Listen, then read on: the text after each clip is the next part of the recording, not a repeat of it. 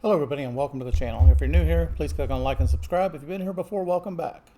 Today we're going to be working on more smalls. And today I'm making these little plant holders or trivets, whatever you want to call them, out of a big pile of scrap that I've got now. Pile of scrap, I could probably make 100 of those, but I'm trying to use my scrap as it's already cut, so I don't have to do a whole lot to it, or pieces that I just can't use for anything else.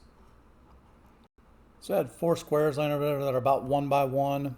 And I got a small piece of scrap wood that was probably about maybe a ½ inch thick, but it's got a warp in the middle of it, so it's not going to do me any good the way it is. So I'm going to go ahead and run it through the planer here and plane it down to where it's about a 1/4 inch thick, and then we're going to cut this up in little bitty slices.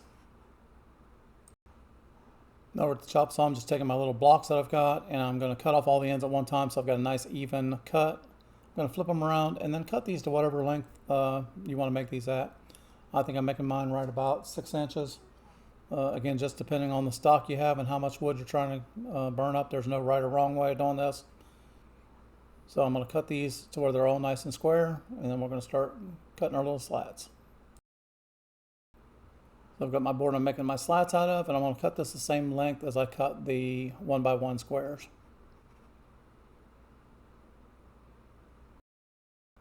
Over our table saw, I'm going to set my blade to 3/4 of an inch, just because that's what I can get my push stick through. You can make these 1 inch, ½ inch, whatever you want. You can cut them on your bandsaw, table saw, chop saw, whatever you want to cut them on. It's just easier for me to cut these on my table saw. And again, I've got it just to the point where my tool barely clears the inside of it. And I've got the blade turned down to the point where it's almost barely clearing the wood. That way there's no accidents. Make sure you hold on to the wood tightly. I'm not pushing with my left hand. I'm just guiding with my left hand. I'm pushing with my right hand to make sure that I don't have any kickback. Now, depending on how confident you feel, you can use a miter gauge like I'm using here. Put a little spacer on there and cut these with the miter gauge. That's less likely to pinch and cause a kickback. Or if you're doing a smaller slat, let's say like ½ inch or 1/4 inch, you can cut them off like this. You just have to watch that your small piece doesn't get caught in the blade and come flying back at you. And you can't tell in the video, but I am standing off to the side of that just in case one of them catches.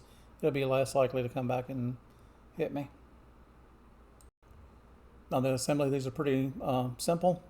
Basically, you just glue the slats to the small 1 by 1s or 3/4 by 3/4, wherever you got. You don't have to glue these. You can just brad nail them. I'm going to brad nail them and glue them just because.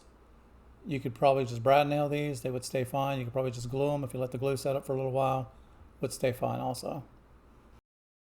Now in order to try to keep glue from getting everywhere, as you can see, I put the glue on the tips of the sticks, not on the supports.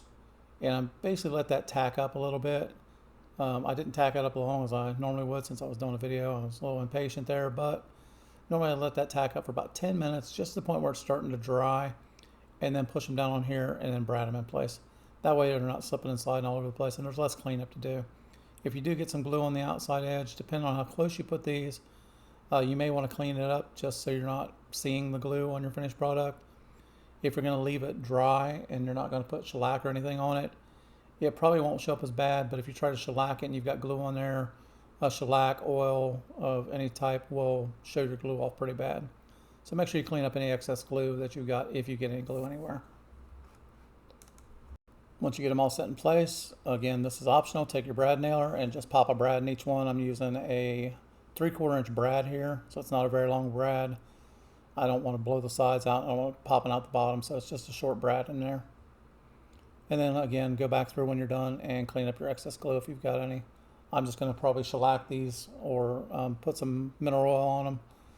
Just so they look nicer, but I don't want the glue showing through all my finish. And since these won't be having any food on them, they won't be near any kids or anything like that, I'm just going to spray some shellac on there, and the shellac will dry in about 5-10 minutes. And there's the finished product out of some scrap wood. You can probably sell these for 10 bucks a piece. Hope you enjoyed the video. Please click on like and subscribe. Drop a comment down below. Let me know what you think.